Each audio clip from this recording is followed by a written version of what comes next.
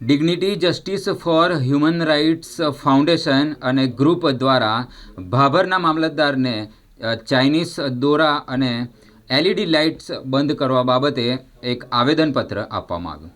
Dignity justice for human rights foundation group Bhabhar દ્વારા ભાભર મામલતદાર RC પરમારને આવેદનપત્ર આપી પ્રતિબંધિત ચાઇનીઝ દોરીઓ તેમજ ગાડીઓમાં રહેલ સફેદ એલઈડી લાઇટો હટાવવા માટે માંગ કરવામાં આવી છે. ચાઇનીઝ દોરાઓ પક્ષીઓ, રાહદારીઓ અને વાહન ચાલકો માટે પ્રાણઘાતક હોય. ભાભર શહેરમાં આવા દોરાઓનું વેચાણ કરતા પહેલાં સામે કાયદેસર કાર્યવાહી કરવામાં આવે તેમજ ગાડીઓમાં સફેદ એલઈડી લાઇટોના કારણે રોજબરોજ અકસ્માત સર્જાતા હોય છે, જેના કારણે ઘણીવાર લોકો મોતના ઘાટ ઉતરે છે. જેથી ભાવિ લાઇટો ઉપયોગમાં વાહન ચાલકો ન કરે, નાના મોટા અકસ્માતો નિવારી શકાય છે. પશુ પક્ષી તથા માનવ જીવનને હાનિ અંગે ગંભીર ચિંતા વ્યક્ત કરી છે.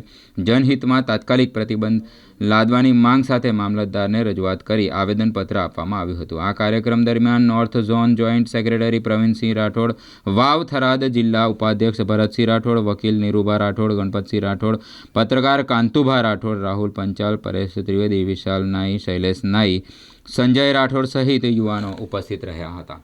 આજ રોજ dignity justice for human right foundation દ્વારા ભાભર મામલતદારશ્રીને આવેદનપત્ર આપવામાં આવ્યું હતું ચાઇનીઝ દોરી અને વાહનોમાં એલઈડી લાઇટના વિરોધમાં, જેનાથી ઘણા અબોલ જીવો અને માનવ જીવોને ખૂબ જ નુકસાન થઈ રહ્યું છે. અને મામલતદારશ્રીને અહીં આપણા વિસ્તારની અંદર ક્યાંય પણ આવી નુકસાનકારક અને હાનિકારક ચાઇનીઝ દોરીઓનું વેચાણ થતું હોય તો એને રોકવા માટે આવેદનપત્ર આપવામાં આવ્યું હતું. અને એલઈડી લાઇટ દ્વારા પણ ઘણું નુકસાન થઈ રહ્યા છે, તો એનાથી ઘણા જીવો બચી જાય જો એના ઉપર પ્રતિબંધ રાખવામાં આવે તો.